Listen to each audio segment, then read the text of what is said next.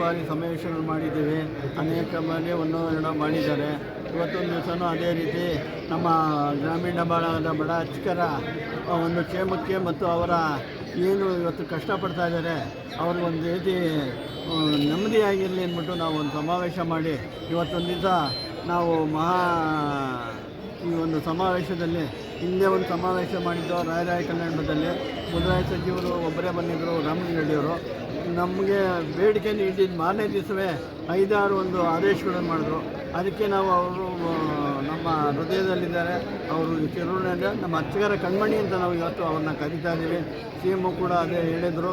ಅದರಿಂದ ನಾವು ಏನು ಕೆಲಸ ಮಾಡ್ತಾರೋ ಅವ್ರನ್ನ ಹೃದಯಪೂರ್ವಕವಾಗಿ ನೆನೆಸ್ಕೊಳ್ಳೋದು ನಮ್ಮ ಅರ್ಚಕರ ಸಂಸ್ಕೃತಿ.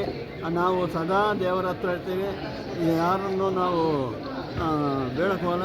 ಸರ್ವೇ ಜನ ಸುಖಿನೋ ಭವಂತು ಅಂತ ಹೇಳ್ತೀವಿ.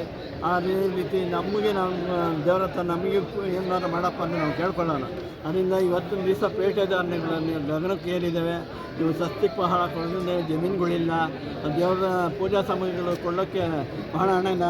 ಅವರ ಪೂಜಾ ಸಾಮಗ್ರಿ ಕೊಂಡ್ಕೊಂಡು ಜೀವನ ಹೇಗೆ ನಡಿಬೇಕು, ಮಕ್ಕಳ ವಿದ್ಯಾಭ್ಯಾಸ, ಮಕ್ಕಳ ಉಪನಯನ, ಮದುವೆಗಳು ಯಾವ ಥರ ನಡಿಬೇಕು, ಮತ್ತು ಅವರಿಗೆಲ್ಲ ಕಾಯಿಲೆ ಕಷಾಯಗಳು ಬಂದಾಗ ಆಸ್ಪತ್ರೆಗಳು ತೋರಿಸ್ಕೊಳ್ಳೋಕೆ ದುಡ್ಡಿರಲ್ಲ. ಇಂಥರ ನಡರಾಟ ಮಾಡ್ತಾಯಿದ್ದಾರೆ. ಇದು ನಾವು ಮನವಿ ಮಾಡ್ತಾನೇ ಇದ್ದೀವಿ.